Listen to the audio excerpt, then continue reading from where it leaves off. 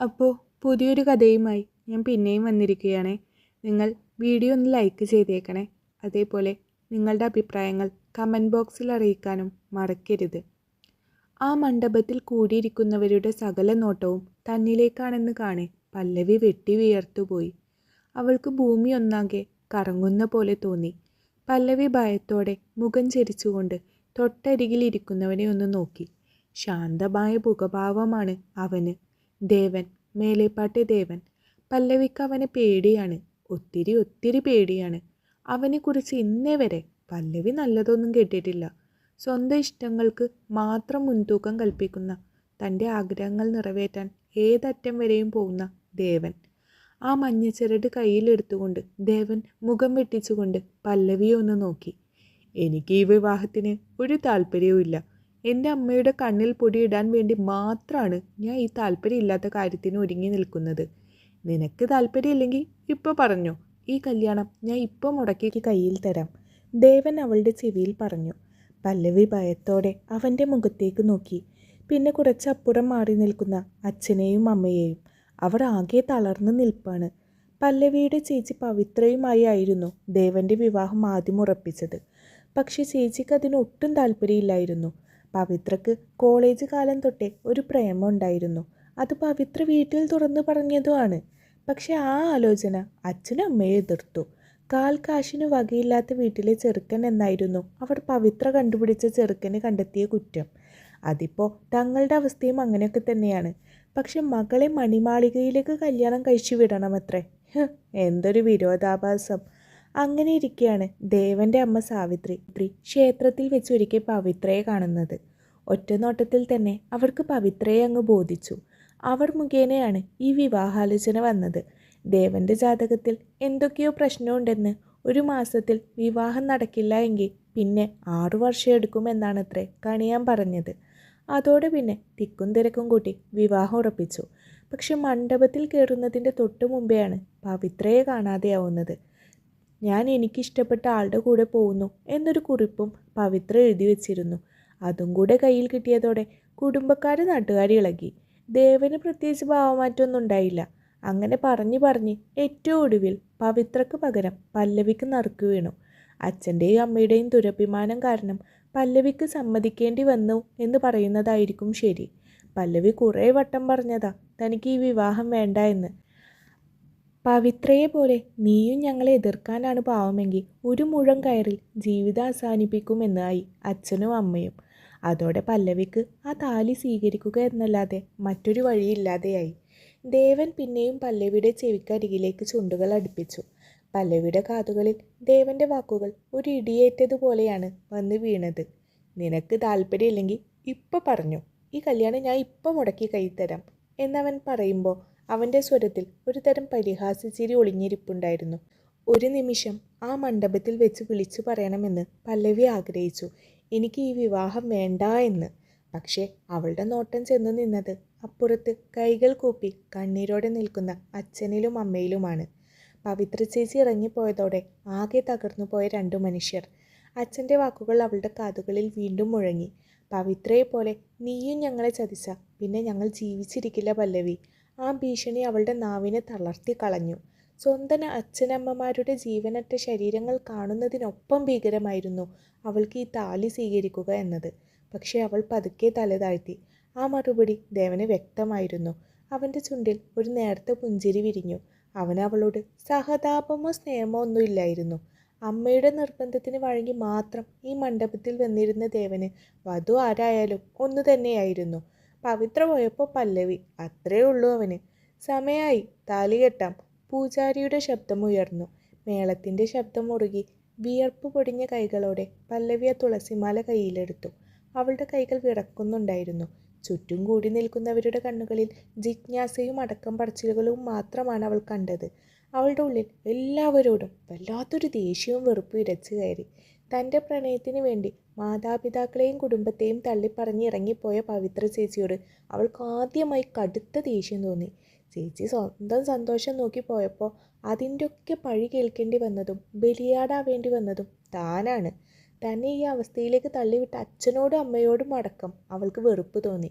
മക്കളുടെ സന്തോഷത്തേക്കാൾ അവർക്ക് വലുത് നാട്ടുകാരുടെ മുന്നിലെ ദുരഭിമാനവും അന്തസ്സുമായിരുന്നു. ഒരു കളിപ്പാവയെ പോലെ തന്നെ അവർ ഈ മണ്ഡപത്തിൽ ഇരുത്തിയിരുന്നത് തന്നെ. എല്ലാത്തിനുമുപരി തൊട്ടരികിലിരിക്കുന്ന ഈ ദേവൻ, ആളുകളുടെ ജീവിതം വെച്ച് പന്താടാൻ യാതൊരു മടിയുമില്ലാത്ത മേലേപ്പാട്ട് ദേവൻ. അവൻ ഇതെല്ലാം ഒരു തമാശ മാത്രമാണ്. ദേവൻ തല താഴ്ത്തി കൊടുത്തു. പല്ലവി വിറക്കുന്ന കൈകളോടെ തുളസിമാല അവൻ്റെ കഴുത്തിലിട്ടു. ദേവൻ്റെ കൈകൾ അവളുടെ കഴുത്തിലേക്ക് മാലയിട്ടപ്പോൾ ഒരു തണുത്ത സ്പർശം അവൾ അറിഞ്ഞു. പക്ഷെ അവൻ്റെ മുഖത്ത് ഒരു ഭാവവ്യത്യാസവും ഉണ്ടായിരുന്നില്ല. തികച്ചു യാന്ത്രികമായി ഏതോ ഒരു നാടകത്തിലെ വേഷം കെട്ടുന്നത് പോലെയായിരുന്നു അവൻ്റെ ഓരോ ചലനങ്ങളും. പൂജാരി മഞ്ഞച്ചരടിൽ കോർത്ത ആ സ്വർണ്ണത്താലി ദേവൻ്റെ കയ്യിലേക്ക് കൊടുത്തു. ആ നിമിഷം മണ്ഡപമാകെ നിശബ്ദമായി. പല്ലവി കണ്ണുകൾ ഇറുക്കി അടച്ചു. അവളുടെ കവിളിലൂടെ കണ്ണീർ ചാലുകേറി ഒഴുകി. ഈ മഞ്ഞച്ചരടിൽ തൻ്റെ ജീവിതം ഹോമിക്കപ്പെടാൻ പോവുകയാണ്. ഇനി തനിക്ക് സ്വന്തമായി ഒരു അഭിലാഷങ്ങളോ സ്വപ്നങ്ങളോ ഉണ്ടാവില്ല. ക്രൂരനും സ്വാർത്ഥനുമായ ഒരു മനുഷ്യൻ്റെ തടവറയിലേക്കാണ് താൻ നടന്നു കയറുന്നത്. ദേവൻ അവളുടെ കഴുത്തിലേക്ക് താലി ചാർത്തി. 3 കെട്ടുകൾ വീഴുമ്പോഴും അവൾ ദൈവങ്ങളെ വിളിച്ചില്ല. പകരം തൻ്റെ വിധിയെ ശപിക്കുകയായിരുന്നു പല്ലവി. ബന്ധുക്കൾ പൂക്കളും മറ്റും അവരുടെ മേലേക്ക് വാരിയെറിഞ്ഞു. എല്ലാവരുടെയും മുഖത്ത് ഒരു വലിയ ആശ്വാസം നിഴലിച്ച് കണ്ടു. അച്ഛനും അമ്മയും ആശ്വാസത്തോടെ പരസ്പരം നോക്കി കണ്ണീർ തുടക്കുന്നത് പല്ലവി കണ്ടു. ആ കാഴ്ച അവളിൽ ദേഷ്യം ഇരട്ടിയാക്കി.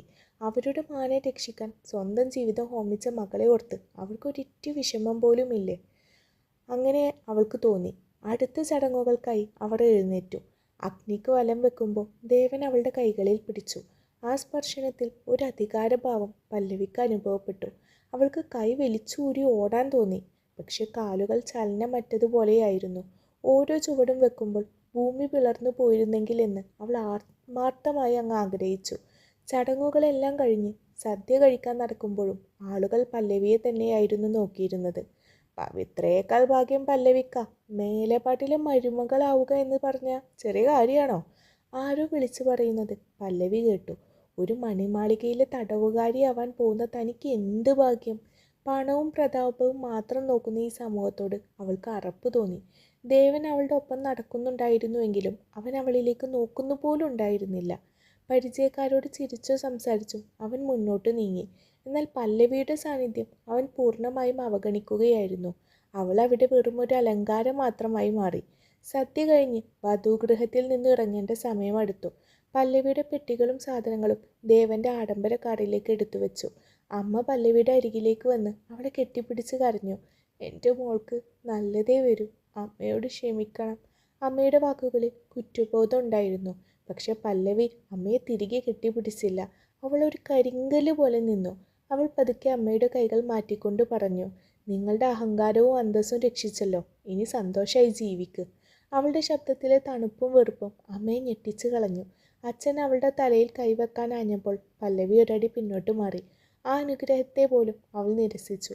കാറിൻ്റെ പിൻസീറ്റിൽ ദേവൻ്റെ അരികിലേക്ക് അവൾ കയറിയിരുന്നു. കാർ മുന്നോട്ടെടുക്കുമ്പോൾ അവൾ ഒരിക്കൽ പോലും തിരിഞ്ഞു നോക്കിയില്ല. വണ്ടിയിലൂടെ പുറത്തേക്ക് നോക്കിയിരിക്കുമ്പോൾ അവളുടെ ഉള്ളിൽ പുതിയൊരു ഭാവം ഉടലെടുക്കുകയായിരുന്നു. അത് ഭയമായിരുന്നില്ല, കടുത്ത പ്രതികാര ചിന്തയും ദേഷ്യവുമായിരുന്നു. തന്നോട് ഈ ക്രൂരത ചെയ്ത ആരോടും അവൾക്ക് ഇനി ഒരു ദാക്ഷിണ്യവും ഉണ്ടാവില്ല.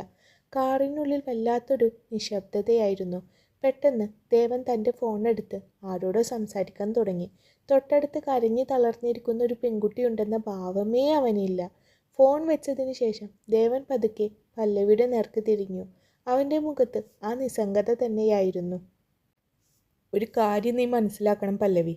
ദേവൻ്റെ ശബ്ദം ഗൗരവമുള്ളതായിരുന്നു. ഈ കല്യാണം എൻ്റെ അമ്മയുടെ ആഗ്രഹമായിരുന്നു, നിൻ്റെ അച്ഛനമ്മമാരുടെ ആവശ്യവും. ഇതിൽ എനിക്ക് യാതൊരു പങ്കുമില്ല. മേലേപ്പാട്ട് വീട്ടിൽ നിനക്ക് എല്ലാ സുഖസൗകര്യങ്ങളും ഉണ്ടാവും. പക്ഷേ എൻ്റെ അടുത്ത് നിന്ന് ഒരു ഭർത്താവിൻ്റെ സ്നേഹമോ പരിഗണനയോ നീ പ്രതീക്ഷിക്കരുത്. നമ്മൾ ഒരേ മേൽക്കൂരക്ക് കീഴിൽ ജീവിക്കുന്ന 2 അപരിചിതർ മാത്രമായിരിക്കും. അവൻ്റെ വാക്കുകൾ കേട്ട പല്ലവി കരഞ്ഞില്ല. പകരം അവൾ മുഖം തിരിച്ച് ദേവൻ്റെ കണ്ണുകളിലേക്ക് നേരെ നോക്കി. അവളുടെ കണ്ണുകളിൽ ഇപ്പോൾ ഭയത്തിന് പകരം ജ്വലിക്കുന്ന ദേഷ്യമായിരുന്നു. എനിക്കും നിങ്ങളിൽ നിന്ന് ഒന്നും വേണ്ട ദേവൻ, അവൾ ഉറച്ച സ്വരത്തിൽ പറഞ്ഞു. ഈ താലി എൻ്റെ കഴുത്തിൽ വീണത് എൻ്റെ ഇഷ്ടത്തോടെയല്ല. അതുകൊണ്ട് തന്നെ നിങ്ങളൊരു ഭർത്താവായി കാണാൻ എനിക്കും കഴിയില്ല. മേലേപ്പാട്ട് ദേവനെ എല്ലാവർക്കും പേടിയായിരിക്കും, പക്ഷേ എനിക്ക് നിങ്ങളോട് വെറുപ്പ് മാത്രമാണ്. പല്ലവിയുടെ പെട്ടെന്നുള്ള ഭാവമാറ്റവും ധൈര്യവും ദേവനെ ഒന്ന് ഞെട്ടിച്ചു. ഇതുവരെ പേടിച്ചു വിറച്ചിരുന്ന പെൺകുട്ടിയല്ല ഇപ്പോൾ തൻ്റെ മുന്നിലിരിക്കുന്നതെന്ന് അവന് ഏകദേശം മനസ്സിലായി. അവൻ അവളെ ഒരു നിമിഷം സൂക്ഷിച്ചു നോക്കി. പിന്നെ ചുണ്ടിൽ ഒരു നിഗൂഢമായ പുഞ്ചിരിയോടെ പുറത്തേക്ക് നോക്കിയിരുന്നു. മേലെപ്പാട്ട് തറവാടിൻ്റെ വലിയ മുറ്റത്തേക്ക് കാർ വന്ന് നിൽക്കുമ്പോൾ അവിടെ നിലവിളക്കുമായി സാവിത്രിയമ്മ കാത്തു നിൽപ്പുണ്ടായിരുന്നു. ഒരു പുതിയ ജീവിതത്തിലേക്കാണ് താൻ കാലെടുത്ത് വെക്കുന്നതെന്ന് പല്ലവിക്കറിയാമായിരുന്നു. പക്ഷെ അതൊരു തോൽവിയായിരിക്കില്ല, മറിച്ച് തനിക്കിട്ട വിലങ്ങുകളെ പൊട്ടിച്ചെറിയാനുള്ള ഒരു പോരാട്ടത്തിൻ്റെ തുടക്കമായിരിക്കുമെന്നവൾ ഉള്ളിൽ ഉറപ്പിച്ചു. കാറിൻ്റെ ഡോർ തുറന്ന് പുറത്തേക്ക് ഇറങ്ങിയപ്പോൾ അവളുടെ മുഖത്ത് ഭയത്തിൻ്റെ ഒരു അംശം പോലും ഉണ്ടായിരുന്നില്ല. കാറിൻ്റെ മറുഭാഗത്ത് നിന്ന് ഇറങ്ങിയ ദേവൻ അവളെ നോക്കുക പോലും ചെയ്യാതെ മുന്നോട്ട് നടന്നു. പൂമുഖത്ത് നിലവിളക്കുമായി കാത്തു നിന്നിരുന്ന സാവിത്രി അമ്മയുടെ മുഖത്ത് വലിയൊരു ആശ്വാസവും സന്തോഷവും ഉണ്ടായിരുന്നു. വലിയൊരു കൊടുങ്കാറ്റിൽ നിന്നും തങ്ങളുടെ കുടുംബത്തിൻ്റെ മാനം രക്ഷപ്പെട്ടതിൻ്റെ ആശ്വാസമായിരുന്നു അത്. കയറി വാ മോളെ, വലതുകാൽ വെച്ച് അകത്തേക്ക് കയറൂ, സാവിത്രിയമ്മ സ്നേഹത്തോടെ പല്ലവിയെ നോക്കി പറഞ്ഞു. പല്ലവി ഒന്ന് ശ്വാസമടക്കി. അവൾ പതിയെ വലതുകാൽ വെച്ച് മേലെപ്പാട്ട് തറവാടിൻ്റെ പടികൾ കയറി അകത്തേക്ക് പ്രവേശിച്ചു. നിലവിളക്ക് പൂജാമുറിയിൽ കൊണ്ടുവച്ചതിന് ശേഷം സാവിത്രിയമ്മ പല്ലവിയുടെ അരികിലേക്ക് വന്നു. അവളുടെ വിറക്കുന്ന കൈകൾ ചേർത്ത് പിടിച്ചുകൊണ്ട് അമ്മ പതിയെ പറഞ്ഞു, എനിക്കറിയാം മോളെ, നിന്റെ മനസ്സിലെ വിഷമം എനിക്ക് മനസ്സിലാവും. പവിത്ര ചെയ്യേണ്ടിയിരുന്ന പെട്ടെന്നുണ്ടായിരുന്ന സാഹചര്യങ്ങൾ കൊണ്ടാണ് നറുക്ക് നിനക്ക് വീണത്. എല്ലാം ഈശ്വരൻ്റെ നിശ്ചയമായിരിക്കും. കഴിഞ്ഞതൊക്കെ ഒരു സ്വപ്നം പോലെ മറന്നേക്കും മോളെ. ദേവൻ്റെ സ്വഭാവം കുറച്ച് കടുപ്പാണെന്ന് നിനക്കറിയാലോ, പക്ഷെ ഉള്ളിൽ സ്നേഹമുള്ളവനാണ്. നീ പുതിയൊരു ജീവിതം ഇവിടെ തുടങ്ങണം. ഈ അമ്മ എപ്പോഴും നിന്നോടൊപ്പം ഉണ്ടാവും. അമ്മയുടെ വാക്കുകളിൽ ആത്മാർത്ഥതയുണ്ടായിരുന്നു. എന്നാൽ പല്ലവിയുടെ ഉള്ളിലെ പക മാറിയിരുന്നില്ല. അവൾ തൻ്റെ ചുണ്ടുകളിൽ വളരെ സ്വാഭാവികമായ ഒരു പുഞ്ചിരി വരുത്തി. പുറമേക്ക് അതീവ ശാന്തമായി നടിച്ചുകൊണ്ട് അവൾ സംസാരിച്ചു. എനിക്ക് അമ്മയോട് യാതൊരു വിഷമവുമില്ല. എല്ലാം എൻ്റെ വിധിയാണെന്ന് ഞാൻ കരുതുന്നു. അമ്മ പറഞ്ഞതുപോലെ കഴിഞ്ഞതൊക്കെ മറന്ന് ഈ വീടിൻ്റെ മരുമകളായി ജീവിക്കാൻ ഞാൻ ശ്രമിക്കാം അമ്മേ. അമ്മ വിഷമിക്കാതിരിക്കൂ. പല്ലവിയുടെ പക്വതയാർന്ന മറുപടി കേട്ടപ്പോൾ സാവിത്രിയമ്മയുടെ കണ്ണുകൾ നിറഞ്ഞു. അവർ ആശ്വാസത്തോടെ അവളുടെ തലയിൽ തലോടി. എന്നാൽ തൊട്ടപ്പുറത്ത് സോഫയിലേക്ക് ചാടിയിരുന്ന് ഫോണിൽ നോക്കിക്കൊണ്ടിരുന്ന ദേവൻ പെട്ടെന്ന് തലയുയർത്തി പല്ലവിയൊന്ന് നോക്കി. അവളുടെ ആ നല്ല കുട്ടി അഭിനയം ദേവന് കൃത്യമായി മനസ്സിലായിരുന്നു. അവൻ്റെ ചുണ്ടിൽ ഒരു പരിഹാസച്ചിരി വിരിഞ്ഞു. ദേവ, മോളെ റൂമിലേക്ക് കൂട്ടിക്കൊണ്ടുപോകൂ, അമ്മ ദേവനോട് പറഞ്ഞു. ദേവൻ ഒന്നും മിണ്ടാതെ എഴുന്നേറ്റ് മുകളിലത്തെ നിലയിലുള്ള തൻ്റെ മുറിയിലേക്ക് നടന്നു. പല്ലവി സാവിത്രിയമ്മയെ നോക്കി ഒന്നുകൂടി പുഞ്ചിരിച്ചതിന് ശേഷം അവന് പിന്നാലെ നടന്നു. വലിയ ആഡംബരമുള്ള മുറിയിലേക്ക് കയറിയ ഉടൻ തന്നെ ദേവൻ കതകടച്ചു. അവൻ പല്ലവിയുടെ നേർക്ക് തിരിഞ്ഞു. അവളുടെ കണ്ണുകളിലേക്ക് സൂക്ഷിച്ചു നോക്കിക്കൊണ്ട് പറഞ്ഞു, അമ്മയുടെ മുന്നിൽ നല്ല ഒന്നാന്തര അഭിനയമായിരുന്നല്ലോ പല്ലവി. നീ വിചാരിച്ചതിൽ സ്മാർട്ടാണെന്ന് തോന്നുന്നു. പല്ലവി അവനെ നേരെ ഒന്ന് നോക്കി. അവളുടെ മുഖത്തെ ആ ശാന്തത മാറി അവിടെ വീണ്ടും ജ്വലിക്കുന്ന ദേഷ്യം നിറഞ്ഞു. ഇത് അഭിനയമല്ല ദേവൻ. നിങ്ങളുടെ അമ്മയെ എനിക്ക് ബഹുമാനമാണ്. അവരെ ഞാൻ വിഷമിപ്പിക്കില്ല. പക്ഷെ അതുകൊണ്ട് ഞാൻ നിങ്ങൾക്ക് മുന്നിൽ തോറ്റു തരുമെന്ന് ഒരിക്കലും കരുതേണ്ട. മേലെപ്പാട്ട് തറവാട്ടിലെ ഈ തടവറയിൽ ഞാൻ ജീവിക്കും. പക്ഷെ അത് നിങ്ങളുടെ നിഴലായിട്ടായിരിക്കില്ല. നിങ്ങളുടെ തന്നിഷ്ടങ്ങൾക്ക് വഴങ്ങുന്ന പാവയായിട്ടുമല്ല. ഇനി പല്ലവിയുടെ മറ്റൊരു മുഖമായിരിക്കും നിങ്ങൾ കാണാൻ പോകുന്നത്. അവളുടെ വാക്കുകൾ മുറിയിലെ അന്തരീക്ഷത്തെ പെട്ടെന്ന് നിശബ്ദമാക്കി. ദേവൻ അവളെ അതിശയത്തോടെയും ഒരു വെല്ലുവിളിയോടെയും നോക്കി നിന്നു. മേലെപ്പാട്ട് ദേവൻ്റെ ജീവിതത്തിലേക്ക് വന്ന ഈ പെൺകുട്ടി അത്ര പെട്ടെന്ന് കീഴടങ്ങുന്നവളല്ലെന്ന് അവൻ തിരിച്ചറിയുകയായിരുന്നു. ഞാൻ എന്തു പിഴച്ചു? വേണമെങ്കിൽ കല്യാണം മുടക്കിത്തരാമെന്ന് ഞാൻ പറഞ്ഞതല്ലേ നിന്നോട്? ദേവൻ ചിരിയോടെ ചോദിച്ചുകൊണ്ട് ആ കട്ടിലേക്ക് ഇരുന്നു. പല്ലവിക്ക് ഉത്തരയില്ല. ശരിയാണ്, അവനൊന്നും ചെയ്തില്ല. പക്ഷേ അവൻ എന്നൊരാൾ തങ്ങളുടെ ജീവിതത്തിലേക്ക് വന്നില്ലായിരുന്നുവെങ്കിൽ ഇതൊന്നും ഉണ്ടാവില്ലായിരുന്നു എന്ന് ഓർത്തുപോയി പല്ലവി. എങ്കിലും അവളുടെ ഉള്ളിലെ ദേഷ്യം ഒട്ടും കുറഞ്ഞില്ല. അവൾ ദേവന് നേരെ ഒരടി മുന്നോട്ട് വെച്ചു. കണ്ണുകളിലെ തീജ്വാലയോടെ അവൾ പറഞ്ഞു തുടങ്ങി. അതെ, നിങ്ങൾ ചോദിച്ചു. പക്ഷെ അപ്പോഴേക്കും എൻ്റെ കുടുംബം തകർന്നു കഴിഞ്ഞിരുന്നു. പവിത്ര ചേച്ചി ഇട്ടിട്ട് പോയ പഴി മുഴുവൻ എൻ്റെ തലയിലായിരുന്നു. അവിടെ വെച്ച് ഞാൻ ആ കല്യാണം വേണ്ടെന്ന് വെച്ചിരുന്നെങ്കിൽ എൻ്റെ അച്ഛനും അമ്മയും ജീവനോടെ ഉണ്ടാവുമായിരുന്നില്ല. ആ സാഹചര്യത്തിൽ എനിക്കൊരൊറ്റ വഴിയേ ഉണ്ടായിരുന്നുള്ളൂ. ദേവൻ കൈകൾ കെട്ടി കട്ടിലിലിരുന്ന് തങ്ങളുടെ വാക്കുകൾ വളരെ താല്പര്യത്തോടെ കേട്ടു. അവൻ്റെ മുഖത്ത് ആ നിഗൂഢമായ പുഞ്ചിരി അപ്പോഴും ഉണ്ടായിരുന്നു. അതുകൊണ്ട് നമ്മൾ രണ്ടുപേരും ഈ ബന്ധത്തിൽ പെട്ടുപോയിരിക്കുന്നു. നിങ്ങൾക്കും ഇതിൽ താല്പര്യമില്ല, എനിക്കും ഇതിൽ താല്പര്യമില്ല, പല്ലവി ശ്വാസം അടക്കി പിടിച്ചുകൊണ്ട് പറഞ്ഞു. അവൾ മനസ്സിൽ പ്ലാൻ ചെയ്ത കാര്യം പുറത്തെടുക്കാനുള്ള സമയം ഇതാണെന്ന് അവൾക്ക് ഉറപ്പായിരുന്നു. അതുകൊണ്ട് എനിക്കൊരു നിർദ്ദേശമുണ്ട്. നമ്മൾ തമ്മിലൊരു കരാറുണ്ടാക്കുന്നു. ദേവൻ്റെ പുരികങ്ങളൊന്ന് ഉയർന്നു. കരാറോ? രസകരമായിരിക്കുന്നു. എന്താ നിന്റെ വ്യവസ്ഥ? പല്ലവി തൻ്റെ സ്വരം കുറച്ചുകൂടി ഉറപ്പിച്ചു പറഞ്ഞു. 1 വർഷം, കൃത്യം 1 വർഷത്തേക്ക് നമ്മൾ ഒരുമിച്ച് ഈ വീട്ടിൽ കഴിയും. സാവിത്രി അമ്മയുടെയും ഈ സമൂഹത്തിൻ്റെയും മുന്നിൽ നമ്മൾ മാതൃകാ ദമ്പതികളായി അഭിനയിക്കും. ആരുടെയും കണ്ണിൽ നമ്മൾ തമ്മിൽ പ്രശ്നങ്ങളുണ്ടെന്ന് തോന്നരുത്. അമ്മയെ സങ്കടപ്പെടുത്താൻ എനിക്ക് ഒട്ടും താല്പര്യമില്ല ദേവൻ. പക്ഷേ ഈ മുറിക്കുള്ളിൽ നമ്മൾ തികച്ച അപരിചിതരായിരിക്കും. എൻ്റെ വ്യക്തി ജീവിതത്തിലോ തീരുമാനങ്ങളിലോ നിങ്ങൾ ഇടപെടരുത്. നിങ്ങളുടെ കാര്യത്തിൽ ഞാൻ ഇടപെടുകയുമില്ല. അവൾ ഒന്ന് നിർത്തി ദേവൻ്റെ മുഖത്തേക്ക് നോക്കി. അവൻ ഭാവമൊന്നും മാറാതെ കേൾക്കുകയാണ്. 1 വർഷം കഴിയുമ്പോൾ പരസ്പര സമ്മതത്തോടെ നമ്മൾ ഈ ബന്ധം അവസാനിപ്പിക്കും, വേർപിരിയും. അതിനുശേഷം നിങ്ങൾക്ക് നിങ്ങളുടെ വഴി, ഞാൻ എൻ്റെ വഴിക്ക് പോകും. അതുവരെ ഈ നാടകം തുടരണം. അതിന് നിങ്ങൾ തയ്യാറാണോ? മുറിയിൽ വീണ്ടും കനത്ത നിശബ്ദത പടർന്നു. പല്ലവി ശ്വാസം അടക്കി പിടിച്ച് അവൻ്റെ മറുപടിക്കായി കാത്തുനിന്നു. ദേവൻ കട്ടിലിൽ നിന്നും പതുക്കെ എഴുന്നേറ്റു. അവൻ പല്ലവിയുടെ തൊട്ടരികിലേക്ക് നടന്നു വന്നു. അവൻ്റെ സാമീപ്യത്തിൽ പല്ലവിക്ക് ഒരടി പിന്നോട്ട് മാറാൻ തോന്നിയെങ്കിലും അവൾ ധൈര്യം സംഭരിച്ച് അവിടെ തന്നെ ഉറച്ചു നിന്നു. ദേവൻ അവളുടെ കണ്ണുകളിലേക്ക് നോക്കി ഒരു പരിഹാസ ചിരിയോടെ പറഞ്ഞു, മേലെപ്പാട്ട് ദേവനോട് കരാർ ഒപ്പിടാൻ മാത്രം ധൈര്യമുള്ളൊരു പെൺകുട്ടി ഈ തറവാട്ടിൽ ആദ്യമായിട്ടാണ് കാലുകുത്തുന്നത്. കൊള്ളാം പല്ലവി, നിന്റെ ഈ ആത്മവിശ്വാസം എനിക്കിഷ്ടപ്പെട്ടു. എനിക്കും ഈ കെട്ടുപാടുകളിൽ കിടക്കാൻ താല്പര്യമില്ലാത്തതുകൊണ്ട് നിന്റെ ഈ കോൺട്രാക്റ്റ് ഞാൻ അംഗീകരിക്കുന്നു. അവൻ തൻ്റെ വലത് കൈ അവൾക്ക് നേരെ നീട്ടി. 1 വർഷം, സമൂഹത്തിന് മുന്നിൽ നല്ല ഭർത്താവും ഭാര്യയും, ഈ മുറിക്കുള്ളിൽ വെറും അപരിചിതർ. ഡീൽ? പല്ലവി ഒരു നിമിഷം അവൻ്റെ കൈകളിലേക്ക് നോക്കി. പിന്നെ ഒട്ടും മടിക്കാതെ തൻ്റെ വിറക്കാത്ത കൈകൾ അവൻ്റെ കൈകളിലേക്ക് ചേർത്ത് പിടിച്ചു. ഡീൽ, അവൾ പറഞ്ഞു. ആ കൈകോർക്കൽ ഒരു പുതിയ തുടക്കമായിരുന്നു. സ്നേഹത്തിൻ്റെയോ പ്രണയത്തിൻ്റെയോ അല്ല, മറിച്ച് 1 വർഷത്തെ നാടകത്തിൻ്റെയും അതിനുശേഷമുള്ള സ്വാതന്ത്ര്യത്തിന് വേണ്ടിയുള്ള പല്ലവിയുടെ പോരാട്ടത്തിൻ്റെയും തുടക്കമായിരുന്നു അത്. രണ്ടാളും കൂടിയുള്ള പോര് അന്ന് തുടങ്ങുകയായിരുന്നു. മേലെപ്പാട്ട് തറവാട്ടിലെ ആ വലിയ കിടപ്പുമുറിയിൽ ഒരു യുദ്ധപ്രഖ്യാപനത്തിൻ്റെ പ്രതീതിയായിരുന്നു. രാത്രി ആ മുറിയിൽ വാതിലടച്ചതും പല്ലവി ഒട്ടും സമയം കളയാതെ കട്ടിലിൽ കിടന്ന വലിയ തലയണകളും വശങ്ങളിലിരുന്ന ചെറിയ കുഷ്യനുകളും ഒക്കെ വലിച്ചുകൂട്ടി കട്ടിലിൻ്റെ കൃത്യം നടുവിലായി അവൾ തലയണകൾ നിരത്തി വലിയൊരു മതിൽ തന്നെ ഉണ്ടാക്കി. ദേവൻ കൈകൾ കെട്ടി ചുമരിലിരിക്കുന്ന ടി.വിയിൽ നോക്കിക്കൊണ്ടിരിക്കുകയായിരുന്നു അന്നേരം. പല്ലവിയുടെ പെട്ടെന്നുള്ള ഈ മേസ്തിരിപ്പണി കണ്ടതും അവൻ ഫോൺ പോക്കറ്റിലിട്ട് കട്ടിലിനടുത്തേക്ക് നടന്നു വന്നു. ഇതെന്താ, യുദ്ധഭൂമിയിൽ അതിർത്തി തിരിക്കുകയാണോ? ദേവൻ ഒരു പുരികമുയർത്തിക്കൊണ്ട് ചോദിച്ചു. ആ, അതിർത്തി തന്നെയാണ്. മേലെപ്പാട്ട് ദേവൻ, ഇപ്പുറത്തേക്ക് കടക്കാൻ പാടില്ല. This is line of control. ഈ തലയോണക്കോട്ടയുടെ അപ്പുറം നിങ്ങളുടെ രാജ്യം, ഇപ്പുറം എൻ്റെ രാജ്യം. രാത്രി ഉറക്കത്തിൽ പോലും നിങ്ങളുടെ ഒരു വിരലോ മറ്റോ ഇപ്പുറത്തേക്ക് കടന്നാൽ ഞാൻ ഇരിക്കുന്ന ഫ്ലവർ വേസ് എടുത്ത് തലക്കിട്ടടിക്കും, പറഞ്ഞേക്കാം.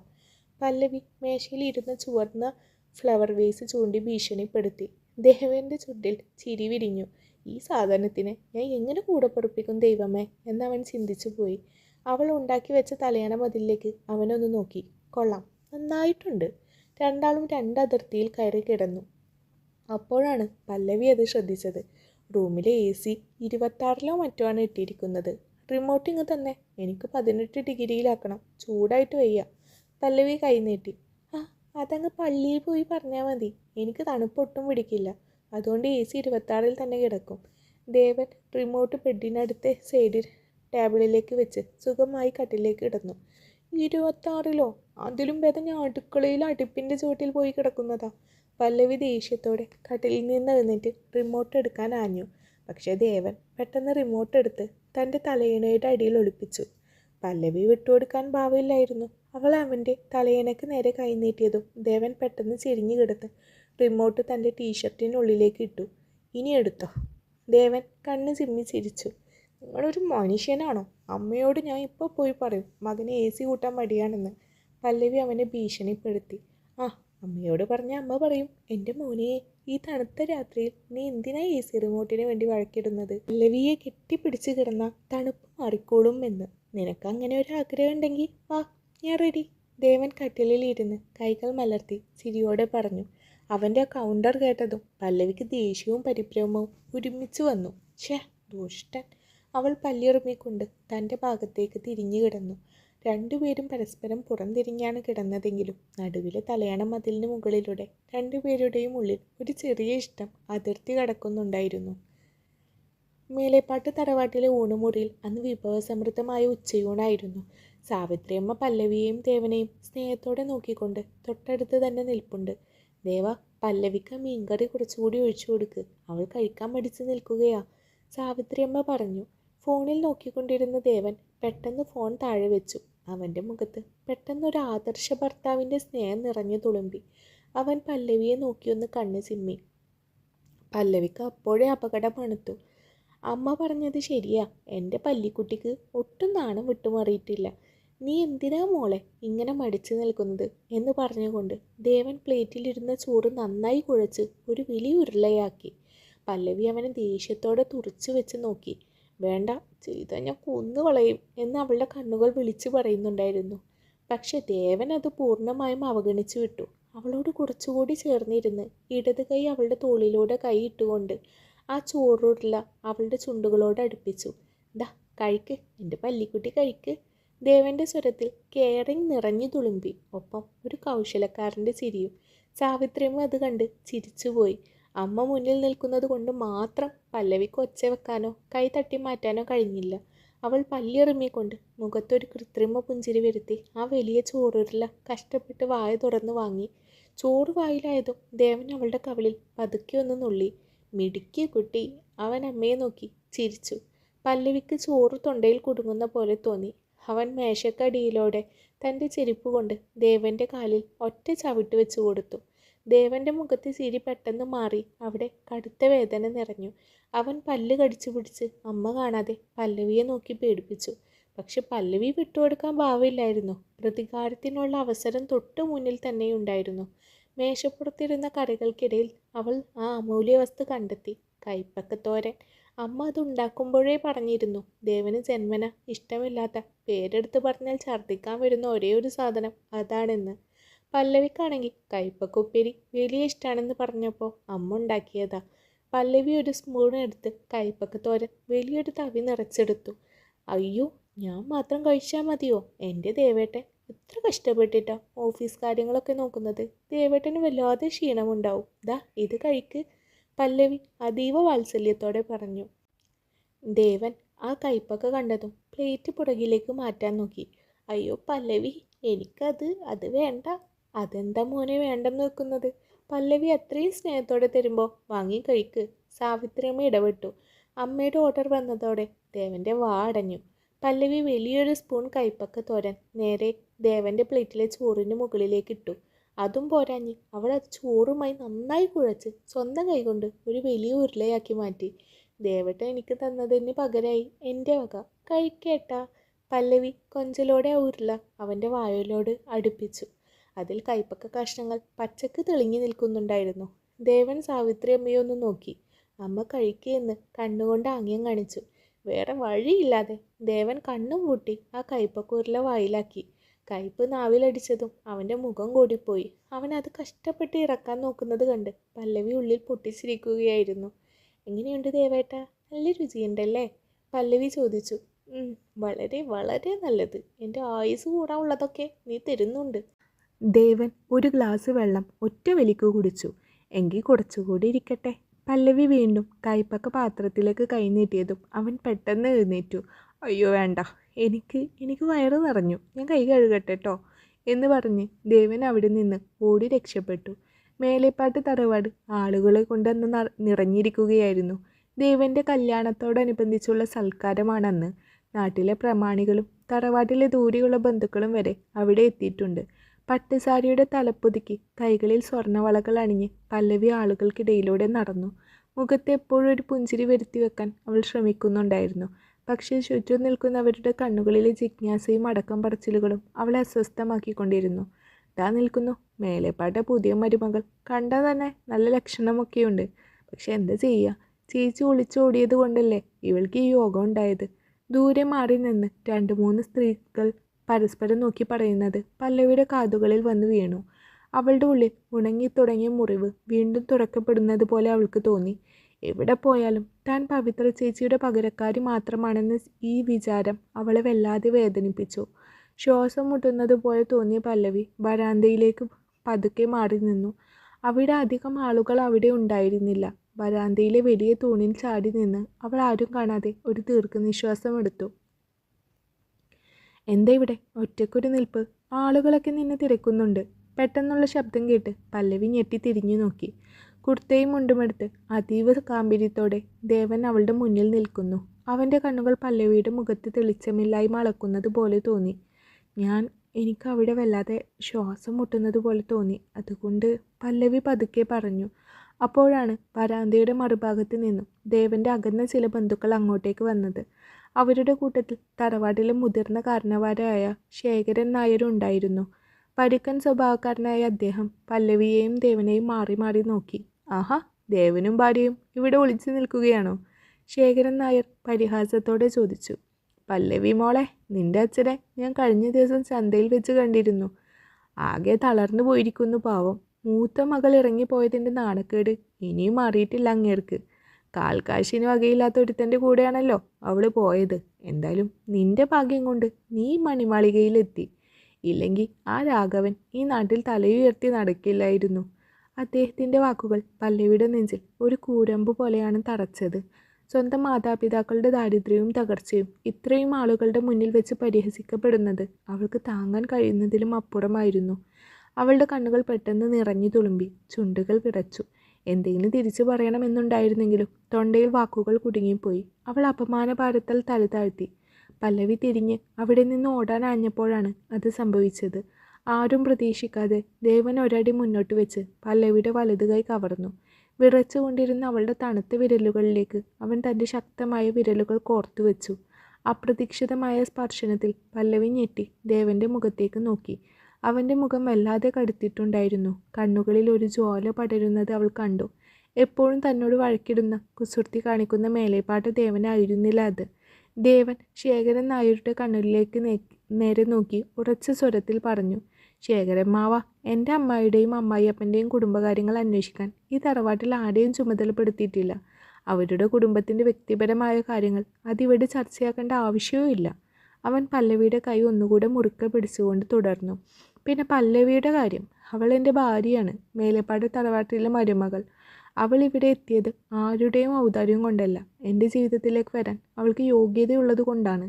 അതുകൊണ്ട് എൻ്റെ ഭാര്യയെയും അവളുടെ കുടുംബത്തെയും കുറിച്ച് മോശമായി സംസാരിക്കാൻ ഈ തറവാട്ടിലുള്ളവർക്കായാലും പുറത്തുള്ളവർക്കായാലും ഞാൻ അനുവാദം കൊടുക്കില്ല. ഇനി മേലാൽ ഇത്തരം സംസാരങ്ങൾ ഇവിടെ കേട്ടുപോകരുത്. ദേവൻ്റെ വാക്കുകളിലെ അധികാരവും ഗാംഭീര്യവും അവിടെ ഉണ്ടായിരുന്നവരെയെല്ലാം നിശബ്ദരാക്കി. ശേഖരൻ നായരുടെ മുഖം വിളറി വെളുത്തു. അദ്ദേഹം ഒന്നും മിണ്ടാതെ അവിടുന്ന് നടന്നു നീങ്ങി. ചുറ്റും നിന്നവരെയെല്ലാം മാറിപ്പോയപ്പോഴും ദേവൻ പല്ലവിയുടെ കൈവിട്ടിരുന്നില്ല. പല്ലവി വിടക്കുന്ന കണ്ണുകളോടെ അവനെ തന്നെ നോക്കി നിന്നു. തനിക്ക് നേരെ ഉയർന്ന അപമാനത്തിൻ്റെ കൊടുങ്കാറ്റിന് മുന്നിൽ ഒരു വലിയ മതിൽ പോലെ അവൻ തനിക്ക് കാവലായി നിന്നത് അവൾക്ക് വിശ്വസിക്കാൻ കഴിഞ്ഞില്ല. ഇനി കരയണ്ട, എൻ്റെ കൂടെ വാ. ദേവൻ്റെ ശബ്ദം ഇപ്പോൾ ശാന്തമായിരുന്നു. പല്ലവി യാന്ത്രികമായി അവനൊപ്പം നടന്നു. അന്ന് കുടുംബത്തിൽ ഒരു പൂജ നടക്കുകയാണ്. തറവാട്ടിലെ മുതിർന്നവരും ഇളമുറക്കാരും ഒക്കെ പുലർച്ചെ തന്നെ റെഡിയായി കഴിഞ്ഞു. സാവിത്രിയമ്മ വന്ന് വാതിൽ മുട്ടുമ്പോൾ മാത്രമാണ് റൂമിലെ ലൈൻ ഓഫ് കൺട്രോൾ തലയണ മതിൽ തകർത്ത് പല്ലവി എഴുന്നേറ്റത്. മോളെ പല്ലവി, 9 മണിക്ക് മുമ്പ് പൂജാരി വരും. നീ ആ സാരി തന്നെ ഉടുക്കണം കേട്ടോ. ആദ്യത്തെ ഉത്സവമല്ലേ. പുറത്ത് നിന്ന് സാവിത്രിയമ്മ വിളിച്ചു പറഞ്ഞിട്ട് പോയി.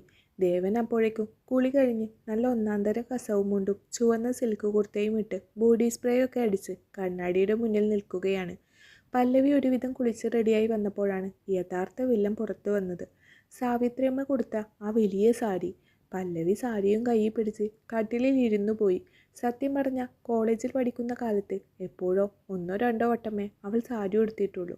അതും കൂട്ടുകാരികൾ ചേർന്ന് പിടിച്ചു കെട്ടി കൊടുത്തതായിരുന്നു. ഇതിപ്പോൾ തനിയെ, അതും 6 മീറ്റർ നീളമുള്ള കട്ടി കസവ് സാരി. സമയം 8:30 കഴിഞ്ഞു. ദേവൻ കട്ടിലിലിരുന്ന് പല്ലവിയുടെ മൽപ്പിടുത്തം നോക്കി കാണാൻ തുടങ്ങി. പല്ലവി ആദ്യം സാരി അരയിൽ ഒന്ന് ചുറ്റി. പക്ഷേ പ്ലീറ്റ്സ് എടുക്കാൻ തുടങ്ങിയപ്പോഴാണ് കണക്കുകൂട്ടലുകൾ എല്ലാം തെറ്റിത്തുടങ്ങിയത്. ഒരുവിധം ഞൊറിഞ്ഞ് അരയിൽ തിരികിയപ്പോൾ സാരിയുടെ അടിഭാഗം ഒരു വശത്തേക്ക് ചെരിഞ്ഞുപോയി.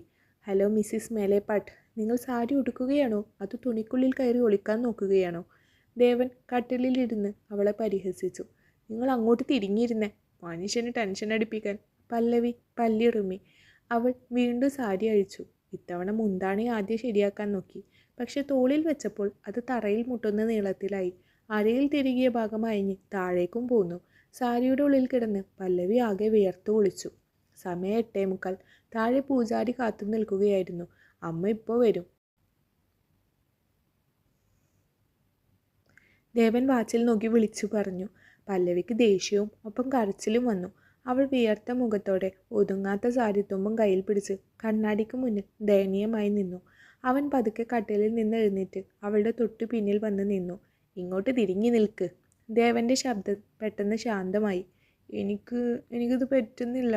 പല്ലവി മുഖം താഴ്ത്തി. ഞാൻ ചെയ്തു തരാം, മിണ്ടാതെ നിൽക്ക്. ദേവൻ പല്ലവിയുടെ കയ്യിൽ നിന്നും ആ സാരിത്തുമ്പ് വാങ്ങി. അയ്യോ, നിങ്ങൾക്ക് സാരി ഉടുക്കാൻ അറിയാവോ? പല്ലവി വിടർന്ന കണ്ണുകളോടെ അവനെ നോക്കി. മേലേപ്പാട്ട് ദേവൻ അറിയാത്തതായി ഒന്നുമില്ല മോളെ. കോളേജ് കാലത്ത് ഡ്രാമ ഗ്രൂപ്പിൻ്റെ കോസ്റ്റ്യൂം ഡിസൈനർ ഞാനായിരുന്നു മോളെ. അവൻ ഒരു കള്ളച്ചിരിയോടെ പറഞ്ഞു. അവൻ പതുക്കെ പല്ലവിയുടെ അരികിലേക്ക് ചേർന്ന് നിന്നു. ആദ്യമായിട്ടാണ് അവർ അത്രയും അടുത്ത് നിൽക്കുന്നത്. ദേവൻ്റെ സ്പ്രേയുടെ മണവും അവൻ്റെ ശരീരത്തിലെ ചൂടും പല്ലവിയെ വല്ലാതെ തളർത്തുന്നത് പോലെ അവൾക്ക് തോന്നി. ദേവൻ പതുക്കെ അവളുടെ അരക്കടുത്തേക്ക് കൈകൾ നീട്ടി സാരിയുടെ വശങ്ങൾ കൃത്യമായി ഒതുക്കി. അവൻ്റെ വിരലുകൾ അബദ്ധത്തിൽ അവളുടെ വയറിൽ സ്പർശിച്ചപ്പോൾ പല്ലവിയുടെ ഉള്ളിലൂടെ ഒരു മിന്നൽ പാഞ്ഞുപോയി. അവൾ പെട്ടെന്ന് ശ്വാസം അടക്കി പിടിച്ചു. ശ്വാസം വിട്ടോ, ഇല്ലൽ സത്തുപോവും. ദേവൻ കണ്ണാടിയിലൂടെ അവളെ നോക്കി കണ്ണ് ചിമ്മി ചിരിച്ചു. പല്ലവിയുടെ കവിളുകൾ ആദ്യമായി നാണം കൊണ്ട് ചുവന്നു തൊടുത്തു. അടുത്തത് ഞൊറികൾ എടുക്കുന്ന ഘട്ടമായിരുന്നു. ദേവൻ തൻ്റെ നീളമുള്ള വിരലുകൾ കൊണ്ട് വളരെ വിദഗ്ധമായി സാരിയുടെ ഞൊറികൾ ഓരോന്നായി എടുത്തു. ഓരോ ഞൊറി എടുക്കുമ്പോഴും അവൻ പല്ലവിയോട് കൂടുതൽ അടുത്ത് നിന്നു. പല്ലവി തൻ്റെ കൈകൾ നെഞ്ചോട് ചേർത്ത് പിടിച്ച് തന്നെ നോക്കുന്ന ദേവൻ്റെ മുഖത്തേക്ക് നോക്കി നിന്നു. എപ്പോഴും ദേഷ്യത്തോടെ മാത്രം കണ്ടിട്ടുള്ള കണ്ണുകളിൽ ഇപ്പോൾ വല്ലാത്തൊരു കുസൃതിയും ആർദ്രതയും നിറഞ്ഞിരിക്കുന്നത് അവൾ കണ്ടു. ദാ ഇതിവിടെ പിടിക്ക്. ഞൊറികൾ ഒതുക്കി ദേവൻ അത് പല്ലവിയുടെ കയ്യിലേക്ക് കൊടുത്തു. എന്നിട്ട് അവൻ പതുക്കെ കുനിഞ്ഞ് അവളുടെ അരയിലേക്ക് അത് തിരികെ വെച്ചു കൊടുത്തു. അവൾ അറിയാതെ കണ്ണുകൾ ഇറുക്കി അടച്ചു കളഞ്ഞു. അവസാനം ഞൊറികൾ എടുത്ത് ദേവൻ അത് പല്ലവിയുടെ തോളിലേക്ക് ഇട്ടു. എന്നിട്ട് ഡ്രസ്സിംഗ് ടേബിളിൽ ഇരുന്ന് സേഫ്റ്റി പിൻ എടുത്ത് അവളുടെ ബ്ലൗസിലേക്ക് കുത്താനാഞ്ഞു.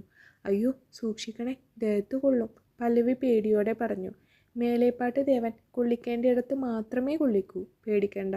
അവൻ പതുക്കെ അവളുടെ കണ്ണുകളിലേക്ക് നോക്കി പറഞ്ഞു. ആ വാക്കുകളിൽ ഒളിഞ്ഞിരിക്കുന്ന കുസൃതി പല്ലവിയുടെ ഹൃദയമിടിപ്പ് കൂട്ടി. അവൻ വളരെ ശ്രദ്ധയോടെ പിൻ കുത്തിവെച്ചു. എല്ലാം കഴിഞ്ഞ് ദേവൻ ഒരടി പിന്നോട്ട് മാറി അവളെ നോക്കി.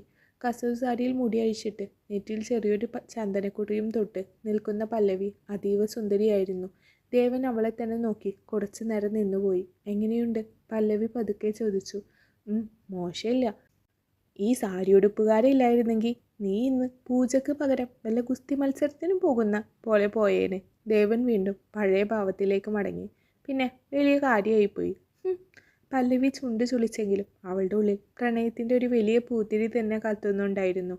പെട്ടെന്ന് താഴെ നിന്ന് സാവിത്രിയമ്മയുടെ ശബ്ദം ഉയർന്നു. ദേവ, പല്ലവി, പൂജാരി വന്നു, വേഗം ഇറങ്ങി വാ. ദാ വരുന്നു അമ്മേ, പല്ലവി വിളിച്ചു പറഞ്ഞു. അവൾ നടക്കാൻ ആഞ്ഞതും സാരിയുടെ അടിഭാഗം ചവിട്ടി വീഴാൻ പോയി. അടുത്ത നിമിഷം ദേവൻ അവളുടെ അരയിലൂടെ കൈയിട്ട് അവളെ തൻ്റെ നെഞ്ചിലേക്ക് താങ്ങി പിടിച്ചു. പല്ലവിയുടെ കൈകൾ ദേവൻ്റെ തോളുകളിൽ മുറുകി. രണ്ടുപേരുടെയും ശ്വാസങ്ങൾ തമ്മിൽ ഇടകലർന്നു. നമ്മളുടെ കരാറിൽ വീഴാൻ പോയാൽ പിടിക്കാൻ പാടില്ല എന്ന് എഴുതിയിട്ടുണ്ടോ പല്ലവി? ദേവൻ അവളുടെ മുഖത്തേക്ക് നോക്കി വളരെ പതുക്കെ ചിരിയോടെ ചോദിച്ചു. പല്ലവി ഒന്നും മിണ്ടിയില്ല. അവൾ ചുണ്ടിലെ കുസൃതി ചിരി ഒളിപ്പിച്ചുകൊണ്ട് വേഗത്തിൽ പുറത്തേക്ക് പോയി. മേലേപ്പാട്ട് തറവാടിൻ്റെ വലിയ ജനാല ചില്ലുകളിൽ വന്ന് തറച്ചു വീഴുന്ന മഴത്തുള്ളികൾക്ക് അന്ന് വല്ലാത്തൊരു രൗദ്രഭാവം ഉണ്ടായിരുന്നു. പുറത്ത് കാറ്റ് മരങ്ങളെ ഉലച്ചുകൊണ്ടിരുന്നു. ആകാശത്ത് ഇടയ്ക്കിടയ്ക്ക് വെട്ടി മിന്നുന്ന മിന്നൽ പിണരുകൾ ആ വലിയ കിടപ്പുമുറിയെ ഒരു നിമിഷത്തേക്ക് പ്രകാശിപ്പിക്കും. തൊട്ടടുത്ത നിമിഷം വീണ്ടും ഇരുട്ടിലേക്ക് തള്ളിയിടും. പുറത്തെ കനത്ത മഴയും തണുത്ത കാറ്റും കാരണം മുറിക്കുള്ളിൽ അന്തരീക്ഷം വല്ലാതെ തണുത്തു മരവിച്ചിരുന്നു. കട്ടിലിൻ്റെ ഒരറ്റത്ത് പല്ലവി കിടക്കുകയായിരുന്നു. കട്ടി കുറഞ്ഞൊരു പുതപ്പ് മാത്രമാണ് അവൾക്ക് മുകളിലുണ്ടായിരുന്നത്. തണുപ്പ് അവളുടെ അസ്ഥികളിലേക്ക് തുളച്ചു കയറുന്നുണ്ടായിരുന്നു. ഒന്നാമത്തതേ നല്ല പനിയാണ്. അതിൻ്റെ കൂടെ തണുപ്പ് വന്നതോടെ അവളുടെ ശരീരം വിറക്കാൻ തുടങ്ങി. പകുതി മയക്കത്തിലും പകുതി ബോധത്തിലുമായിരുന്നു പല്ലവി. ശ്വാസമെടുക്കാൻ അവൾ ബുദ്ധിമുട്ടി. അവളുടെ കവിളുകൾ ചുവന്നു തൊടുത്തിരുന്നു. പനിയുടെ കാഠിന്യം അവളുടെ ചിന്തകളെപ്പോലും തളർത്തിക്കളഞ്ഞു. തണുപ്പ് സഹിക്കാൻ വയ്യാതെ ഒരു അഭയത്തിനെന്നോണം അവൾ പതുക്കെ ചുരുണ്ടുകൂടി. ആ അവസ്ഥയിലും അവളുടെ ശരീരം ഒരു ചെറുചൂട് തേടുന്നുണ്ടായിരുന്നു. അറിയാതെ തികച്ചും അബോധാവസ്ഥയിൽ പല്ലവി കട്ടിലിൻ്റെ നടുവിലിരുന്ന തലയണ മതിലിലേക്ക് തിരിഞ്ഞു. വിറക്കുന്ന കൈകൾ കൊണ്ട് അവൾ ആ തലയണകളെ ഒരു വശത്തേക്ക് തള്ളി മാറ്റി. തനിക്ക് മുന്നിലുള്ള അതിരുകളെല്ലാം അവൾ അറിഞ്ഞുകൊണ്ട് തകർത്തതായിരുന്നില്ല, മറിച്ച് അവളുടെ ശരീരം ആവശ്യപ്പെട്ട ആശ്വാസം അതായിരുന്നു. കട്ടിലിൻ്റെ മറുഭാഗത്ത് കൈകൾ നെഞ്ചിന് കുറുകെ കെട്ടി മേൽക്കൂരയിലേക്ക് നോക്കി ദേവൻ കിടക്കുകയായിരുന്നു. ഉറക്കം അവനെ തീർത്തും അനുഗ്രഹിച്ചിരുന്നില്ല അന്നേരം. എന്തൊക്കെയോ ആലോചിച്ച് കിടപ്പാണവൻ. പെട്ടെന്നാണ് നടുവിലെ തലയണകൾ നീങ്ങുന്ന ശബ്ദം അവൻ കേട്ടത്. അവൻ പതുക്കെ തല തിരിച്ചു നോക്കി. മിന്നൽ വെളിച്ചത്തിൽ അവൻ കണ്ടത് ചുരുണ്ടുകൂടി വിറച്ചുകൊണ്ട് തനിക്ക് നേരെ നീങ്ങി വരുന്ന പല്ലവിയെയാണ്. അവളുടെ ചുണ്ടുകൾ നേർത്തു വിറക്കുന്നുണ്ടായിരുന്നു. തണുക്കുന്നു, വല്ലാതെ തണുക്കുന്നു, അവൾ പിച്ചും പേയും പറയുന്നത് പോലെ പിറുപിറുത്തു. അടുത്ത നിമിഷം പല്ലവി ദേവന്റെ അരികിലേക്ക് പൂർണ്ണമായി ഒതുങ്ങിക്കൂടി. അവളുടെ കൈകൾ അറിയാതെ ദേവന്റെ നെഞ്ചിൽ വന്ന് തൊട്ടു. അവളുടെ മുഖം അവൻ്റെ തോളിലേക്ക് ചെരിഞ്ഞു. ആ നിമിഷം ദേവന്റെ ശരീരത്തിലൂടെ ഒരു വൈദ്യുത തരംഗം പാഞ്ഞുപോയി. അവളുടെ ദേഹത്തിൽ നിന്ന് ഉയർന്ന കനത്ത ചൂട് അവൻ്റെ വസ്ത്രങ്ങൾ തുളച്ച് അവൻ്റെ ചർമ്മത്തിലേക്ക് പടർന്നു. സാധാരണ നിലയിലുള്ള ഒരു ചൂടായിരുന്നില്ല അത്, കടുത്ത പനിയുടെ ചൂടായിരുന്നു.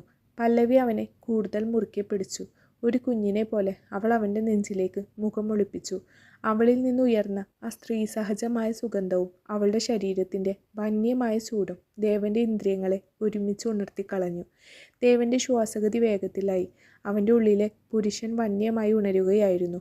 ഇത്രയും കാലം താൻ കാത്തു സൂക്ഷിച്ച എല്ലാ നിയന്ത്രണങ്ങളും ആ ഒറ്റ സ്പർശനത്തിൽ ഉരുകിപ്പോകുന്നതായി അവന് തോന്നി. അവൻ്റെ കൈകൾ അറിയാതെ അവളുടെ ഇടുപ്പിലേക്ക് നീണ്ടു. അവളെ തന്നിലേക്ക് ഒന്നുകൂടി ചേർത്ത് പിടിക്കാൻ, ആ ചുണ്ടുകളിലേക്ക് അമരാൻ അവൻ്റെ മനസ്സ് കൊതിച്ചു. അവളുടെ ശ്വാസം അവൻ്റെ കഴുത്തിൽ വന്ന് തട്ടിയപ്പോൾ അവൻ്റെ നിയന്ത്രണം പൂർണ്ണമായി നഷ്ടപ്പെടുന്നത് പോലെ അവസ്ഥയിലെത്തി.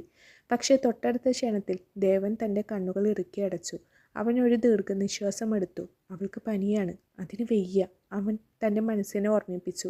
ഒരു പെൺകുട്ടിയുടെ നിസ്സഹായാവസ്ഥയെ ചൂഷണം ചെയ്യുന്നവല്ല താൻ എന്ന സത്യം അവൻ്റെ ഉള്ളിൽ ഉണർന്നു.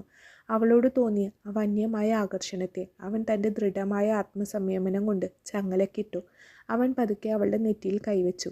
ഈശ്വര, കനത്ത പനിയാണല്ലോ. ദേവനാകെ പരിഭ്രാന്തനായി. അവൻ പതുക്കെ പല്ലവിയുടെ കൈകൾ തൻ്റെ നെഞ്ചിൽ നിന്നും മാറ്റി കട്ടിലിൽ കിടത്തി.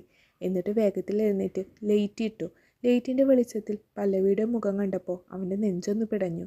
കവിളുകളും ചുണ്ടും പനി കൊണ്ട് ചുവന്നു തൊടുത്തിരിക്കുന്നു. ദേവൻ ഒട്ടും സമയം കളയാതെ മുറിക്ക് പുറത്തേക്ക് നടന്നു. താഴത്തെ നിലയിലെ അടുക്കളയിൽ ചെന്നൊരു പാത്രത്തിൽ തണുത്ത വെള്ളവും ഒരു ചെറിയ തോർത്തും എടുത്തു. ഒപ്പം സാവിത്രിയമ്മയുടെ കയ്യിൽ നിന്നും പനിക്കുള്ള മരുന്നും വാങ്ങി അവൻ വേഗത്തിൽ മുറിയിൽ തിരിച്ചെത്തി.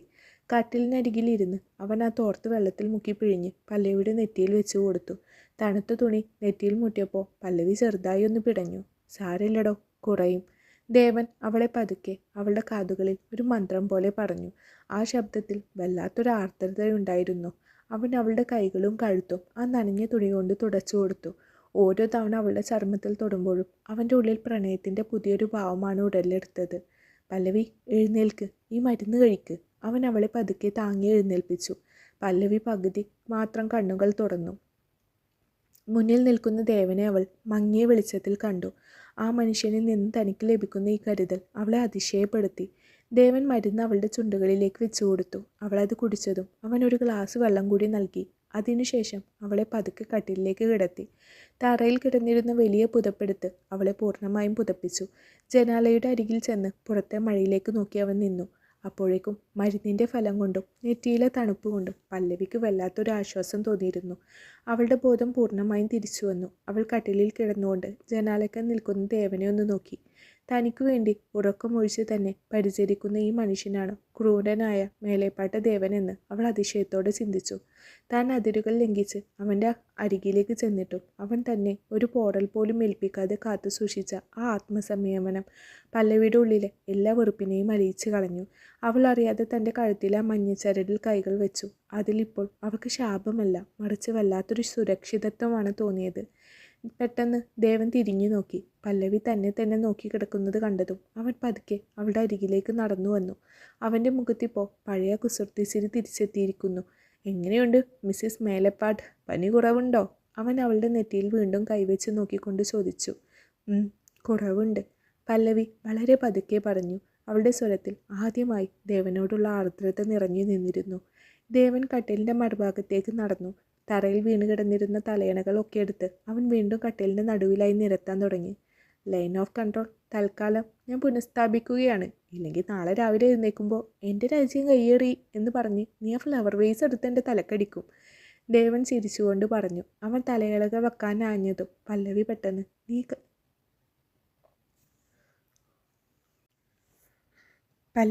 പെട്ടെന്ന് കൈകൾ കൊണ്ട് അവൻ്റെ കൈകളിൽ പിടിച്ചു. ദേവൻ ഞെട്ടി അവളെ ഒന്ന് നോക്കി.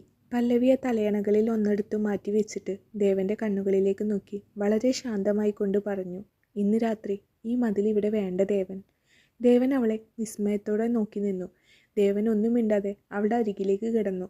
നടുവിലെ മതിൽ തകർന്നു കഴിഞ്ഞിരുന്നു. അവരുടെ ശരീരങ്ങൾ തമ്മിൽ തൊട്ടില്ലെങ്കിലും ആ തണുത്ത രാത്രിയിൽ അവരുടെ മനസ്സുകൾ തമ്മിൽ ഏറ്റവും അടുത്ത് കഴിഞ്ഞിരുന്നു. പുറത്ത് മഴ പെയ്തുകൊണ്ടേയിരിക്കുന്നു. തറവാട്ടിലെ വലിയ മുറിയിൽ പ്രണയത്തിൻ്റെ ഒരു പുതിയ അധ്യായം കുറിക്കപ്പെടുകയായിരുന്നു. പല്ലവിയുടെ ജീവിതം മറ്റൊരു ദിശയിലേക്ക് മാറുകയായിരുന്നു. പല്ലവിയുടെ മനസ്സിൽ ദേവനോടുള്ള വെറുപ്പ് പാടെ ഇല്ലാതായിരുന്നു. എങ്കിലും പുറമേക്ക് രണ്ടുപേരും ആ പഴയ കരാറിൻ്റെ അടിസ്ഥാനം നിലനിർത്തിപ്പോന്നു. അങ്ങനെ ഇരിക്കെയാണ് ഒരു ഞായറാഴ്ച രാവിലെ സാവിത്രിയമ്മ രണ്ടുപേരെയും ഡൈനിങ് ടേബിളിന് അരികിലേക്ക് വിളിപ്പിച്ചത്. ദേവ, പല്ലവി, നിങ്ങൾ രണ്ടുപേരും ഇന്ന് പുറത്തു പോകണം. കല്യാണം കഴിഞ്ഞിട്ട് ഇതിപ്പോൾ ഒരു മാസമാകാൻ പോകുന്നു. ഇതുവരെ മോളെ നീ പുറത്തൊന്നും കൊണ്ടുപോയിട്ടില്ല. അടുത്ത ആഴ്ച തറവാട്ടിൽ വലിയൊരു പൂജയുള്ളതാ. അതിന് പല്ലവിക്ക് ഇടാൻ നല്ല 2-3 സെറ്റ് സാരികളും സ്വർണ്ണാഭരണങ്ങളും ഒക്കെ വാങ്ങണം. ഒന്നും നോക്കണ്ട, എൻ്റെ മോൾക്ക് ഇഷ്ടമുള്ളതൊക്കെ എടുത്തു കൊടുത്തേക്ക്. സാവിത്രിയമ്മ സ്നേഹത്തോടെ പല്ലവിയുടെ തലയിൽ തലോടിക്കൊണ്ട് പറഞ്ഞു. ദേവൻ തൻ്റെ ഫോണിൽ നിന്നും പതുക്കെ തലയുയർത്തി പല്ലവിയെ ഒന്ന് നോക്കി. അവളുടെ കണ്ണുകളിൽ പോകാനുള്ള ആഗ്രഹവും ഒപ്പം ഒരു മടിയും ഉണ്ടായിരുന്നു. അമ്മ പറഞ്ഞ സ്ഥിതിക്ക് ഇനി അനുസരിക്കാതെ പറ്റിയില്ലല്ലോ. റെഡി ആയിക്കോ മിസ്സിസ് മേലേപ്പാട്ട്, നമുക്ക് ടൗണിലെ വലിയ മാളിലേക്ക് തന്നെ പോവാം. ദേവൻ്റെ ചുണ്ടിൽ കുസൃതിച്ചിരി വിരിഞ്ഞു. 1 മണിക്കൂറിനുള്ളിൽ പല്ലവി ഒരു ഭംഗിയുള്ള ചുരിദാറും ഇട്ട് റെഡിയായി വന്നു. ദേവൻ കറുത്ത ഷർട്ടും ജീൻസും ധരിച്ച് അതീവ ഹാൻസമായി കാറിനടുത്ത് കാത്തു നിൽപ്പുണ്ടായിരുന്നു.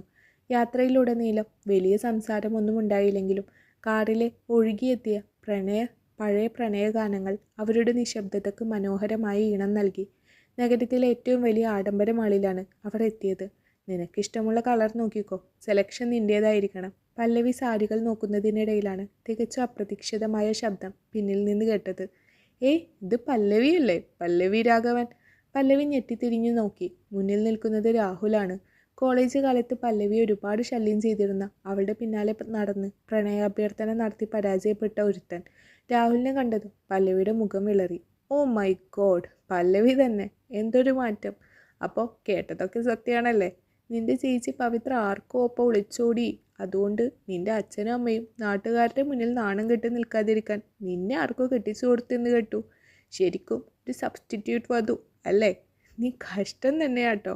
കോളേജിൽ വലിയ അഹങ്കാരമായിരുന്നില്ല നിനക്ക്. ഇപ്പോൾ ഒടുവി ആരുടെയോ പകരക്കാരിയായി ജീവിക്കേണ്ടി വന്നല്ലോ. രാഹുലിൻ്റെ വാക്കുകളിൽ കടുത്ത പരിഹാസവും പുച്ഛവും നിറഞ്ഞു നിന്നിരുന്നു. അവിടെയുണ്ടായിരുന്ന സെയിൽസ് ഗേൾസും മറ്റും അവരെ തന്നെ നോക്കാൻ തുടങ്ങി. പല്ലവിയുടെ കണ്ണുകൾ നിറഞ്ഞു തുളുമ്പി. സ്വന്തം ചേച്ചി വരുത്തി വെച്ച വിനയുടെ പേരിൽ വീണ്ടും അപമാനിക്കപ്പെടുമ്പോൾ തിരിച്ചു സംസാരിക്കാൻ പോലും കഴിയാതെ അവൾ തളർന്നുപോയി. അവളുടെ ചുണ്ടുകൾ വിറച്ചു. അവൾ അവിടെ നിന്ന് ഓടാനാഞ്ഞതും പെട്ടെന്നൊരു ശക്തമായ കൈ പല്ലവിയുടെ ഇടുപ്പിലൂടെ ചുറ്റി അവളെ തന്നിലേക്ക് ചേർത്ത് പിടിച്ചു. മേലേപ്പാട്ട് ദേവനായിരുന്നു അത്. അവൻ്റെ മുഖം കറുത്തു ഇരുണ്ടിരുന്നു. കണ്ണുകളിൽ വന്യമായ ദേഷ്യം ജ്വലിച്ച് നിൽക്കുന്നുണ്ടായിരുന്നു. ദേവൻ രാഹുലിന് നേരെ ഒരടി മുന്നോട്ട് വെച്ചു. അവൻ്റെ ആ ഗാംഭീര്യമുള്ള ശരീരപ്രകൃതിക്ക് മുന്നിൽ രാഹുൽ പെട്ടെന്നൊന്ന് ഭയന്നു. ആരാടോ താൻ? ദേവൻ്റെ ശബ്ദം ആ വലിയ ഷോപ്പിൽ മുഴങ്ങി കേട്ടു. ഞാൻ പല്ലവിയുടെ കോളേജ് ഫ്രണ്ട് രാഹുൽ പരിങ്ങി. ദേവൻ രാഹുലിൻ്റെ ഷർട്ടിൻ്റെ കോളറിൽ കുത്തിപ്പിടിച്ചുകൊണ്ട് അവനെ തന്നിലേക്ക് വലിച്ചടുപ്പിച്ചു. അവിടെ ഉണ്ടായിരുന്നവരെല്ലാം ശ്വാസം അടക്കി പിടിച്ചു നിന്നു. ഫ്രണ്ടോ? എൻ്റെ ഭാര്യയുടെ പേര് നിന്റെ ഈ അഴുക്ക് ചാലിലെ നാക്കുകൊണ്ട് ഇനി മേലാ വിളിക്കരുത് കേട്ടോടാ. ദേവൻ അവൻ്റെ മുഖത്തേക്ക് നോക്കി പല്ലിടുമ്മി. നീ പറഞ്ഞ പവിത്രയേക്കാൾ അല്ലെങ്കിൽ ഈ ലോകത്ത് മറ്റേത് പെണ്ണിനേക്കാൾ യോഗ്യതയുള്ളത് കൊണ്ടാണ് പല്ലവി മേലേപ്പാട്ട് തറവാട്ടിലെ മരുമകളായതും എൻ്റെ ഭാര്യയായും ഈ കഴുത്തിൽ എൻ്റെ താലി ചാർത്തി നിൽക്കുന്നത്. അവൾ ആരുടെയും പകരക്കാരിയല്ല. എൻ്റെ ജീവിതത്തിലെ ഏക പെണ്ണാണ്. മേലേപ്പാട്ട് ദേവൻ്റെ ഭാര്യയുടെ നേരെ വിരൽ ചൂണ്ടാൻ മാത്രം നീ വളർന്നിട്ടില്ല. ഇനി ഒരു വട്ടം കൂടി എൻ്റെ പെണ്ണിനെ കുറിച്ച് മോശമായി സംസാരിച്ചാൽ നിൻ്റെ ഈ ജീവിതം ഞാൻ ഇല്ലാതാക്കും. ദേവൻ കൈവിട്ടതും രാഹുൽ ഭയന്ന് വിറച്ച് അവിടെ നിന്ന് ഓടി രക്ഷപ്പെട്ടു. ദേവൻ പതുക്കെ പല്ലവിയുടെ നേർക്ക് തിരിഞ്ഞു. അവൾ അപ്പോഴും വിറച്ചുകൊണ്ട് കരയുകയായിരുന്നു. ദേവൻ അവളുടെ കണ്ണുനീർ തൻ്റെ വിരലുകളാൽ പതിയെ തുടച്ചു മാറ്റി. ഇനി ഇവിടെ നിൽക്കണ്ട, നമുക്ക് പോവാം, അവൻ ശാന്തമായി പറഞ്ഞു. ഷോപ്പിംഗ് പാതി വഴിയിൽ ഉപേക്ഷിച്ച് അവർ കാറിലേക്ക് നടന്നു. കാറിൻ്റെ പിൻസീറ്റിൽ കയറിയിരുന്നതും പല്ലവിക്ക് തൻ്റെ നിയന്ത്രണം പൂർണ്ണമായി നഷ്ടപ്പെട്ടു. അവൾ ദേവൻ്റെ തോളിലേക്ക് മുഖം ചായ്ച്ച് വല്ലാതെ കരഞ്ഞുപോയി. എപ്പോഴും തന്നോട് വഴക്കിടുന്ന ഈ മനുഷ്യൻ ലോകത്തിൻ്റെ മുന്നിൽ തനിക്ക് വേണ്ടി ഒരു വലിയ മതിൽ പോലെ കാവൽ നിൽക്കുന്നത് കണ്ടപ്പോൾ അവളുടെ ഉള്ളിൽ പ്രണയം അതിൻ്റെ പരകോടിയിലെത്തിയിരുന്നു. ദേവൻ അവളുടെ തോളിലൂടെ കൈയിട്ട് അവളെ കൂടുതൽ തന്നോട് ചേർത്ത് പിടിച്ചു. സാരല്യടോ, പോട്ടെ, അവൻ അവളെ ആശ്വസിപ്പിച്ചു. മേലെപ്പാട്ട് തറവാട്ടിലെ ആ വലിയ മുറിയിൽ പ്രണയത്തിൻ്റെ മഞ്ഞുരുകി തുടങ്ങിയെങ്കിലും 1 വർഷത്തെ ആ കരാർ എന്ന വലിയ മതിൽ അവർക്കിപ്പോഴും നിശബ്ദമായി നിലനിന്നിരുന്നു. രാത്രിയുടെ നിശബ്ദതയിൽ മേലെപ്പാട്ട് തറവാടിൻ്റെ മുകളിലത്തെ മുറിയിൽ വല്ലാത്തൊരു ശൂന്യത പടർന്നിരുന്നു. ജനാലയിലൂടെ അരിച്ചെത്തിയ നിലാവ് ഡ്രസ്സിംഗ് ടേബിളിൽ ഇരുന്ന ആ വെള്ളക്കടലാസിലേക്ക് വന്ന് വീണു. 1 വർഷത്തെ കരാർ. കൃത്യം 1 വർഷം മുമ്പ് ഇതേ ദിവസമാണ് പല്ലവി വിറക്കുന്ന കൈകളോടെ ആ കരാറിൽ ഒപ്പിട്ടത്. നാളെ നേരം പുലർന്നാൽ ആ കാലാവധി അവസാനിക്കുകയാണ്. പല്ലവി കട്ടിലിൻ്റെ ഒരറ്റത്തിരുന്ന് ആ പേപ്പറിലേക്ക് നോക്കി. അവളുടെ കണ്ണുകൾ നിറഞ്ഞു തുളുമ്പുന്നുണ്ടായിരുന്നു. ഈ 1 വർഷം കൊണ്ട് ദേവൻ ആരായിരുന്നു തനിക്കെന്ന് അവൾ ഓർത്തുപോയി. തന്നെ അപമാനങ്ങളിൽ നിന്ന് കാത്തവൻ, തന്നെ ചിരിപ്പിച്ചവൻ, പനി വന്നപ്പോൾ ഉറക്കമൊഴിച്ച് പരിചരിച്ചവൻ. മേലേപ്പാട്ടെ ക്രൂരനായ ദേവനെയല്ല, തൻ്റെ ജീവനായ ദേവട്ടനാണ് അവൻ. പക്ഷേ 1 വർഷം കഴിഞ്ഞാൽ നീ നിൻ്റെ വഴിക്ക്, ഞാൻ എൻ്റെ വഴിക്ക് എന്ന് അന്ന് ഈ മുറിയിൽ വെച്ച് വെല്ലുവിളിച്ച ആ പഴയ പല്ലവിയുടെ വാക്കുകൾ അവളുടെ തൊണ്ടയിൽ ഒരു മുള്ളുപോലെ കിടന്നു. ദേവേട്ടൻ്റെ മനസ്സിൽ ഇപ്പോഴും ആ കരാർ മാത്രമാണ് ഉള്ളത്. അവന് തന്നോട് പ്രണയമില്ലേ? പെട്ടെന്ന് മുറിയുടെ വാതിൽ തുറന്ന് ദേവൻ അകത്തേക്ക് വന്നു. അവൻ്റെ മുഖത്ത് എപ്പോഴുമുള്ള കുസൃതിച്ചിരി ഉണ്ടായിരുന്നില്ല, പകരം ഗൗരവമായിരുന്നു. ദേവൻ പതുക്കെ നടന്ന് പല്ലവിയുടെ മുന്നിൽ വന്ന് നിന്നു. അവൾ പെട്ടെന്ന് കണ്ണുനീർ തുടച്ചുകൊണ്ട് എഴുന്നേറ്റു. അവൻ മേശപ്പുറത്തിരുന്ന കോൺട്രാക്ട് പേപ്പർ കയ്യിലെടുത്തു.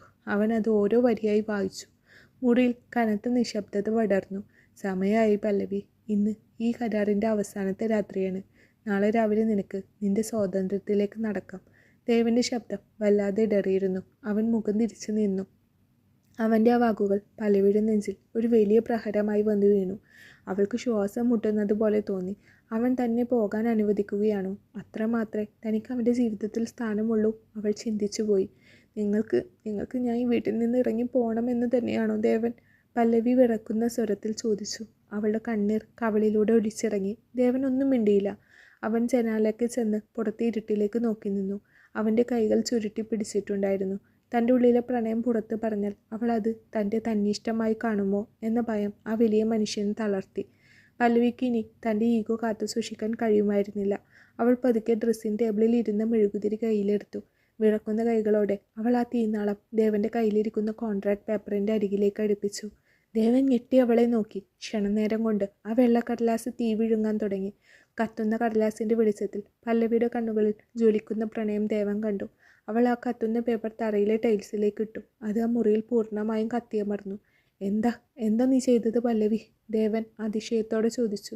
എനിക്ക് ഇനി നിങ്ങളിൽ നിന്ന് ഒരു മോചനം വേണ്ട ദേവൻ, പല്ലവി ഉറക്കെ കരഞ്ഞുകൊണ്ട് പറഞ്ഞു. അടുത്ത നിമിഷം അവൾ ഒരടി മുന്നോട്ട് വെച്ച് ദേവൻ്റെ നെഞ്ചിലേക്ക് വീണ് അവന് വന്യമായി പുണർന്നു. അവളുടെ കൈകൾ അവൻ്റെ കഴുത്തിലൂടെ മുറുകി. അവൻ്റെ നെഞ്ചിൽ മുഖമൊളിപ്പിച്ചുകൊണ്ട് അവൾ പൊട്ടിക്കരഞ്ഞു. എനിക്ക് പോകണ്ട, എന്നെ എങ്ങോട്ടും വിടരുത്.